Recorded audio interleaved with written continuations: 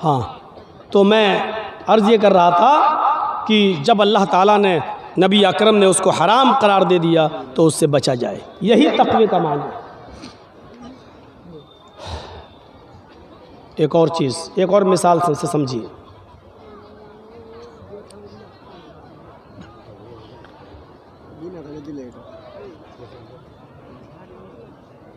हज़रत उबय इब्न काब रज़ी अल्लाह ताला अन्हु से हज़रत उमर फ़ारूक ने पूछा कि आए उबय, तक़वा किसे कहते हैं? सुनिए, तक़वा क्या है? बार बार आया अल्लाह से डरो, अल्लाह से डरो, अल्लाह से डरो। ये डर क्या है? इस मिसाल को समझ लीजिए, पूरा तक़वा समझ में आ जाएगा, पूरी तकरीर समझ में आ जाएगी। हज़रत उबय ने हज़रत उमर से कहा, आए उमर, तक़वा नहीं जानते हो किसे कहते हैं? कि नहीं, मुझे समझाइए तक़वा किसे कहते हैं। कहा, उमर, कभी जंगल में गए हो? हाँ।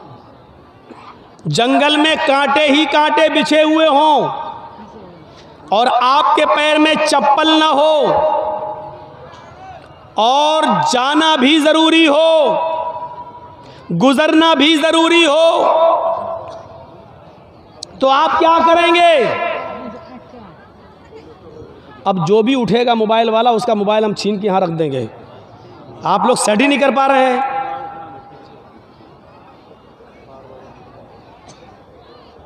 इजाज़त देने का मतलब ये थोड़ी होता है कि आप लोग एक तो इतना ऊंचा ऊंचा कर देते हैं कि वहाँ जो लोग बैठे हुए हैं उनको दिखाई नहीं देता। आपके तो अकाउंट में पैसा आ रहा है भाई, चल रहा है आपका चैनल। बोल तो दिया यार, आप ही की तो तरफदारी कर रहा हूँ, आपका बोलना ज़रूरी है क्या? हर आदमी अजीब सा है। अल्लाह ताला गरीक़ रहमत फरमाए मौलाना अब्दुल सलाम साहब को, इसी इलाके के थे आसपास के, वही मुझे इस गाजोल में लाए थे सबसे पहले। उन्होंने सबसे पहले इस गाजोल में हमारा प्रोग्राम कराया था खुर्दहील में, और उसके बाद शायद मैं ये अब आ रहा हूँ। अल्लाह रब्बुल आलमीन उनको, उनकी मग़फ़िरत फ़रमाए और उनको जन्नतुल फ़िरदौस में आला मकाम अता फ़रमाए, गरीक़ रहमत फ़रमाए। सोचो कितने दिनों के बाद आ रहे हैं, फिर आप सुनना भी नहीं चाहते हैं। सुनिए, तो मैं अर्ज़ ये कर रहा था कि तक़वा, जंगल में गए हो, कहाँ कांटे ही कांटे हों, जाना भी ज़रूरी हो और चप्पल भी ना हो, क्या करोगे? तो हज़रत उमर फ़ारूक ने फरमाया कि मैं उन कांटों से बच बच कर चलूँगा, झाड़ियों को चीरते हुए, कांटोदार झाड़ियों को हटाते हुए कांटों से बच बच कर चलूँगा। कोशिश करूँगा कि कोई कांटा मेरे पैर में चुभ न जाए। हज़रत उबय इब्न काब ने कहा, जब कांटे ही कांटे बिछे हुए हैं तो चाहे जितना कांटों से बचो, बहुत ज़्यादा बचने के बावजूद एक दो चार कांटे तो पैर में चुभ ही जाएंगे। भाई जब कांटे ही कांटे हैं तो बहुत बचने के बाद भी तो कुछ तो कांटे लग ही जाएंगे, तुम्हारे पैर में चुभेंगे।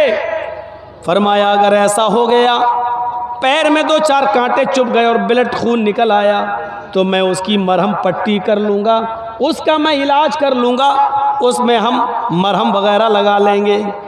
तो उबय इब्न काब ने कहा, उमर, यही तो तक़वा है जो आपने मुझे बता दिया है, यही तो तक़वा है जो आपने मुझे बता दिया है। कहा, मैं समझा नहीं। कहा, जिस तरह कांटे ही कांटे जंगल में बिछे हैं और जाना ज़रूरी है तो कांटों से बच बच के गुजर जाते हो, इसी तरीके से इस दुनिया में कदम कदम पर गुनाहों का जाल बिछा हुआ है। हर एक कदम पर गुनाह की अड्डियाँ मिलेंगी, हर एक कदम पर गुनाह के अड्डे मिलेंगे। इस दुनिया में गुनाहों का जाल बिछा हुआ है, लेकिन दुनिया से गुजरना भी ज़रूरी है। इसलिए आए उमर, जैसे जंगल में कांटों से बच बच के गुजर जाते हो, उसी तरीके से दुनिया में गुनाहों से बच बच के गुजर जाओ, दुनिया में गुनाहों से बच बच के निकल जाओ। जंगल में कांटों से बचने के बावजूद 2-4 कांटे लग जाएंगे तो उसकी तुम मरहम पट्टी कर लोगे। ऐसे ही दुनिया में गुनाहों से बचने के बावजूद 2-4 खताएं और गुनाह हो ही जाएंगे इंसान होने के नाते, तो उसकी मरहम पट्टी कर लिया करो। अद्दुआ वल इस्तिग़फ़ार, अल्लाह के सामने गिड़गिड़ा लिया करो और मग़फ़िरत की दुआ कर लिया करो। अल्लाह से अपने गुनाहों की तौबा और इस्तिग़फ़ार कर लिया करो। यही उसका इलाज है। ये तक़वा की तारीफ़ बताइए, तक़वा की। ट्रेन में चल रहे हो, आपकी सीट लोअर है, नीचे वाली मिडिल बर्थ पर एक और आदमी लेटा हुआ है और उसकी ऊपर सबसे अपर बर्थ पर एक और आदमी लेटा हुआ है। रात के 2 बजे आपको पेशाब लगता है, आप लोअर बर्थ से उठते हैं, इस्तिंजा करने, पेशाब करने टॉयलेट में जाते हैं। ट्रेन अपनी 80-100 की स्पीड पे चल रही है, पेशाब करके टॉयलेट से जब आप अपनी बर्थ पर आते हैं, लोअर बर्थ पर लेटना चाहते हैं, आपकी नज़र मिडिल बर्थ पर लेटे हुए आदमी पर पड़ती है। मिडिल बर्थ पर आदमी लेटा है और उसकी जेब में 2-2 हज़ार रुपए के नोट की एक गड्डी है जो गाड़ी के हिलने से बाहर आ रही है। आपने कहा ये तो बड़ा अच्छा मौका है, ये सो रहा है, पूरे ट्रेन की लाइट ऑफ है, गाड़ी चली रही है, सब सो रहे हैं, बस हाथ बढ़ाना और निकालना है और लेकिन आपने हाथ बढ़ाने से पहले एक बार और देख लिया, सब सो रहे हैं कि नहीं, कोई देख तो नहीं रहा है। आप बिल्कुल मुतमईन हो गए, सब सो रहे हैं, किसी की नज़र नहीं पड़ रही है। अब आपने हाथ बढ़ा दिया डरते हुए, जल्दी निकालो, और जैसे ही नोट की गड्डी खींची, निकाल रहे हैं ऐसे, लेकिन डर की वजह से फिर देख रहे हैं। अचानक मिडिल की ऊपर भी नज़र डाल दी, ऊपर भी तो सीट है, वो तो नहीं देख रहे। जैसे ही नोट की गड्डी आधी जेब से निकली है, आधी जेबी में पॉकेटी में है, आप निकालने वाले हैं, आपकी नज़र ऊपर बर्थ पर लेटे हुए आदमी पर पड़ी। क्या देखते हैं? वो आपकी हरकत को देख रहा है। अब आप क्या करेंगे? अंदर रख देंगे। साहब ये बाहर आ रही थी, मैं तो अंदर कर रहा था। नहीं हिम्मत होगी चोरी करने की।